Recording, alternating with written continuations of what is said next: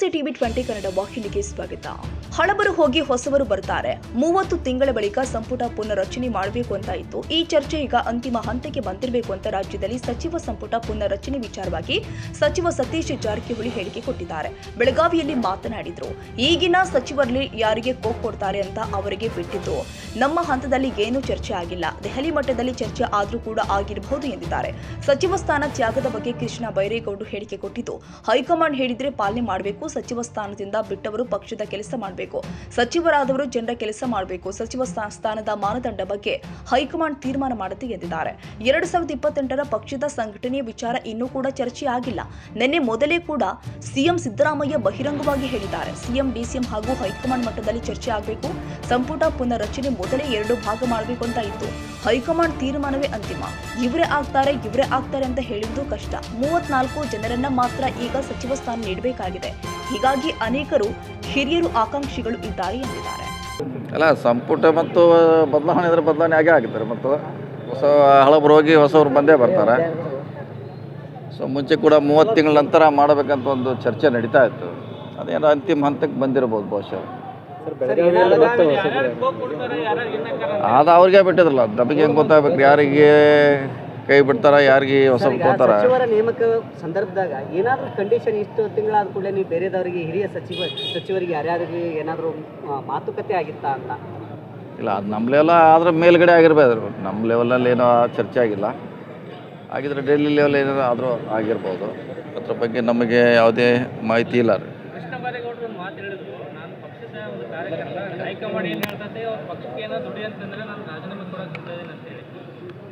ಅಲ್ಲ ಸರ್, ಅದು ಪಕ್ಷ ನಿರ್ಧಾರ ಎಲ್ಲರೂ ಪಾಲನೆ ಮಾಡಲೇಬೇಕಾಯ್ತು. ಅದು ಅವ್ರು ಹೇಳಿದ್ದು ಎಲ್ಲರೂ ಪಾಲನೆ ಮಾಡಬೇಕಾಗ್ತೈತೆ.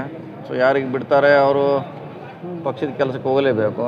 ಯಾರು ಮಂತ್ರಿ ಆಗಿರ್ತಾರೋ ಅವ್ರು ಮಂತ್ರಿಯಾಗಿ ಕೆಲಸ ಮಾಡ್ತಾರೆ ಅಷ್ಟೇ. ಸರ್, ಈಗ ಒಂದು ಈ ಸಚಿವರು ಏನಿದ್ದಾರೆ ಅವ್ರನ್ನ ಯಾವ ಮಾನದಂಡದಲ್ಲಿ ಬಿಡುವಂಥದ್ದು ಅದನ್ನು ನಮಗೆ ಹೆಂಗೆ ಗೊತ್ತಾಗಬೇಕು? ಬಿಡೋರು ಯಾರು? CM, ಅಧ್ಯಕ್ಷರು, ಜನರಲ್ ಸೆಕ್ರೆಟರಿ ಅವ್ರು ಮಾಡೋರು ಮಾನದಂಡ. ಈಗ ಅವ್ರು ಮಾನದಂಡ ಮಾಡಿದ್ರೆ ಹೆಂಗೆ ಮಾಡ್ತಾರೆ, ಏನು ಮಾಡ್ತಾರೆ, ನಮಗೆ ಅದ್ರ ಬಗ್ಗೆ ಏನೂ ಐಡಿಯಾ ಇಲ್ಲ.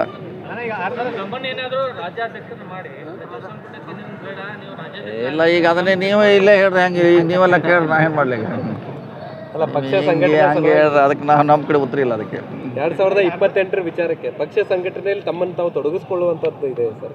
ಇಲ್ಲ, ಹಾಗಾಗಿ ಅಲ್ಲ, ಅದು ಯಾವುದೋ ಆ ರೀತಿ ಯಾವುದೋ ಚರ್ಚೆ ನಡೆದಿಲ್ಲ ಇನ್ನೂ ನಿನ್ನೆ ಹೇಳಿದ್ದಾರೆ ಫಸ್ಟ್ ಟೈಮ್ CM ಅವರು. ಸೊ ಚರ್ಚೆ ಆಗಬೇಕು, ಡೆಲ್ಲಿ ಮಟ್ಟದಲ್ಲಿ ಆಗಬೇಕು, ಬೆಂಗಳೂರು ಮಟ್ಟದಲ್ಲಿ ಆಗಬೇಕು. ಅದು ಅಂತಿಮವಾಗಿ CM, DCM ನಿರ್ಧಾರ ಮಾಡ್ತಾರೆ. ಸರ್, ಒಬ್ಬರು ಸೀನಿಯರ್ ನೀವು ಸಚಿವರಿದ್ದೀರಿ. ಈ ರೀಶಫಲ್ ಆಗೋದ್ರಿಂದ ಸರ್ಕಾರಕ್ಕೆ ಎಷ್ಟೊಂದು ಅನುಕೂಲ ಆಗಬಹುದು? ಅದು ಮುಂಚೆನೇ ಅರ್ಧ ಮಾಡಬೇಕಂತ ಒಂದು ಚರ್ಚೆ ಕೇಳಿ ಬರ್ತಾ ಇತ್ತು. ನಾವು ಅರ್ಧ ಮಾಡಬೇಕು, ನೀವು ಅರ್ಧ ಮಾಡಬೇಕಂತ. ಅದೇನು ಆ ಪಾಲಿಸಿಯಲ್ಲಿ ಮಾಡ್ಬೋದು. ಸೊ ಅಂತಿಮವಾಗಿ ಹೈಕಮಾಂಡ್ ಡಿಸಿಷನ್ ಫೈನಲ್. ಬೆಳಗಾವಿಯಲ್ಲಿ ಯಾರು ನಾವು ಹೆಂಗೆ ಹೇಳಕ್ಕೆ ಬರ್ತದೆ? ನಾವೇನು ಹೇಳಿ ಭಾಳ ಸೀನಿಯರ್ ಅದಾರೆ ನಮ್ಮಲ್ಲಿ. 4 ಸಲ 5 ಸಲ ಅದಾರೆ. ಸೊ ಹೈಕಮಾಂಡ್ ಯಾವ ರೀತಿ ನಿರ್ಧಾರ ಮಾಡೋದು ಅವ್ರಿಗೆ ಬಿಟ್ಟಂತ ವಿಚಾರ. ನಾವು ಹೀಗೆ ಇವರೇ ಆಗ್ತಾರೆ ಇವ್ರು ಆಗೋಲ್ಲ ಅಂತ ಯಾಕಂದ್ರೆ ಹೇಳಕ್ಕೆ ಕಷ್ಟ. ಸರ್ಕಾರ ಇದ್ದಾಗ ಬಹಳಷ್ಟು ಜನ, ಸುಮಾರು 5 ರಿಂದ 6 ಜನ ಸಚಿವರು ಬೆಳಗಾವಿ ಅವರು. ಆದರೆ ಈ ಸಲ ತಾವು ಮತ್ತು ರಶ್ಮಿ ಮಾಡ್ತಾರೆ. ಇಲ್ಲ, ಆವಾಗ ರೆಸ್ಟ್ರಿಕ್ಷನ್ ಇರಲಿಲ್ಲ ರೀ. ಮಂತ್ರಿಮಂಡಲ ಇಷ್ಟೇ ಅಂತ. ಈಗ 34 ಜನಕ್ಕಿಂತ ಹೆಚ್ಚಿಗೆ ಮಾಡಲಿಕ್ಕಾಗಲ್ಲಂತೆ. ಭಾಳಷ್ಟು ಸೀನಿಯಾರಿಟಿ ಇದ್ದರೂ ಹೊರಗೆ ಉಳಿಯುವಂಥ ಪರಿಸ್ಥಿತಿ ನಿರ್ಮಾಣ ಆಗ್ತದೆ. ಉತ್ತರ ಕರ್ನಾಟಕದ ಅಲ್ಪಸಂಖ್ಯಾತರು ಮಂತ್ರಿ ಸ್ಥಾನ ಮಾಡಬೇಕಂತಿದೆ. ಯಾವುದಿದ್ರು ನಮ್ಗೇನು ಗೊತ್ತಿಲ್ಲ. ಈಗ ನಾವು ಮಾಡೋರಲ್ಲ. ಅಲ್ಲ ಸರ್, ನಿಮ್ಮ ಕಡೆಯಿಂದ ಯಾರಾದರೂ ನಾವು ಮಾಡೋ ಸ್ಥಾನದಾಗಿದ್ರೆ ನಮ್ಗೆ ಹೇಳ್ತಿದ್ವಿ, ಇಂಥ ಮಾಡ್ತೀವಿ, ಹಿಂಗೆ ಮಾಡ್ತೀವಿ ಅಂತ. ನಾವು ಮಾಡೋ ಸ್ಥಾನದಾಗಿಲ್ಲಲ್ಲ. ಅದನ್ನೆಲ್ಲ ಹೇಳ್ಯಾರ ಆಲ್ರೆಡಿ. ನಾವು ಮಾಡ್ಬೇಕಂತ ಎಲ್ಲರೂ ಹೇಳಿದ್ದೀವಿ. ಸರ್ಕಾರ ನಿರ್ಧಾರ ಮಾಡ್ಬೇಕಷ್ಟೇ. ನಾವೆಲ್ಲ ಶಾಸಕರು, ಜಿಲ್ಲೆ ದೊಡ್ಡದಿದೆ, ಆಗ್ಬೇಕಂತ ಈಗೆಲ್ಲ ಹೇಳಿದ್ವಿ. ಸರ್, ಈಗ ಲಕ್ಷ್ಮಣ್ ಸವದಿ ಅವರು ಶುಕ್ರ ದೇಶ ಸ್ಟಾರ್ಟ್ ಆಗುತ್ತೆ ಅಂತ ಹೇಳಿದ್ದಾರೆ ಸರ್. ಅಂದ್ರೆ ಪರೋಕ್ಷವಾಗಿ ಮಿನಿಸ್ಟರ್ ಆಗ್ತೇವೆ ಅನ್ನುವಂಥದ್ದನ್ನ ಯಾರೇ ಆಸೆ ಇಂಗಿತ ಲಕ್ಷ್ಮಣ್ ಸವದಿ ಅವರು ಎಲ್ಲರೂ ಪಾಣೆ ಮಾಡ್ತಾರೆ. ಯಾಕೆ ಸೀನಿಯರ್ನ ಹೇಳಿಲ್ಲ. ಸೀನಿಯರ್ ಭಾಳ ಜನ ಇದ್ದಾರೆ ನಮ್ಮ ಜಿಲ್ಲೆಯಲ್ಲಿದ್ದಾರೋ, ಹೊರಗಡೆ ಕೂಡ ಇದ್ದಾರೆ.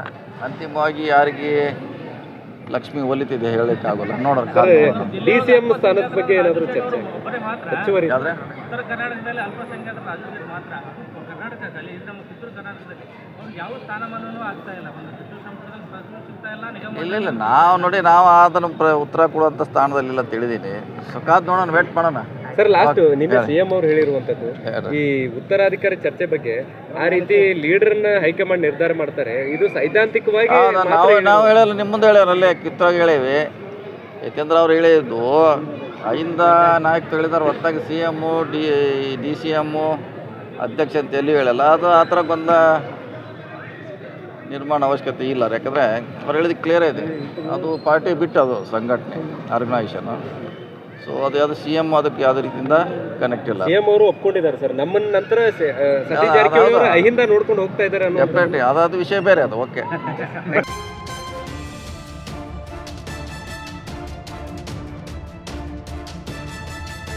ಕನ್ನಡಿಗರ ಮೆಚ್ಚಿನ ನಿಮ್ಮ ಟಿವಿ20 ಕನ್ನಡ ವಾಹಿನಿ ಇದೀಗ ಟಿವಿಯಲ್ಲಿ ಲಭ್ಯ. ಕರ್ನಾಟಕ ಮತ್ತು ದೇಶ ವಿದೇಶದ 360 ಡಿಗ್ರಿ ಸುದ್ದಿ ವಿವರವನ್ನ ಪಡೆಯುವುದಕ್ಕೆ ಟಿವಿ20 ವಾಹಿನಿಯನ್ನು ಲೈಕ್ ಮಾಡಿ, ವಿಡಿಯೋಗಳನ್ನು ಶೇರ್ ಮಾಡಿ, ಕಮೆಂಟ್ ಮಾಡಿ, ಸಬ್ಸ್ಕ್ರೈಬ್ ಮಾಡಿ. HCN ಕೇಬಲ್ 842 ನಂಬರ್ನಲ್ಲಿ ಹುಕ್ಕೇರಿ ತಾಲೂಕು ಹಾಗೂ ಸಂಕೇಶ್ವರದ ಸುತ್ತಮುತ್ತಲಿನ ಹಳ್ಳಿಗಳಲ್ಲಿ ಲಭ್ಯ. PCN ಕೇಬಲ್ 129 ನಂಬರ್ನಲ್ಲಿ ಹಾರುಗೆರೆ ಸುತ್ತಮುತ್ತಲಿನ ಹಳ್ಳಿಗಳಲ್ಲಿ ಲಭ್ಯ. ರಾಯಬಾಗ್ ಡಿಜಿಟಲ್ ಚಾನೆಲ್ ಕೇಬಲ್ 80ನೇ ನಂಬರ್ನಲ್ಲಿ ರಾಯಬಾಗ ತಾಲೂಕಿನ ಸುತ್ತಮುತ್ತಲಿನ ಹಳ್ಳಿಗಳಲ್ಲಿ ಲಭ್ಯ. UDCN ಕೇಬಲ್ ನೆಟ್ವರ್ಕ್ ಉಗಾರ ಸುತ್ತಮುತ್ತಲಿನ ಹಳ್ಳಿಗಳಲ್ಲಿ ನಿಮ್ಮ ಟಿವಿ20 ಕನ್ನಡ ವಾಹಿನಿಯೂ ಲಭ್ಯ.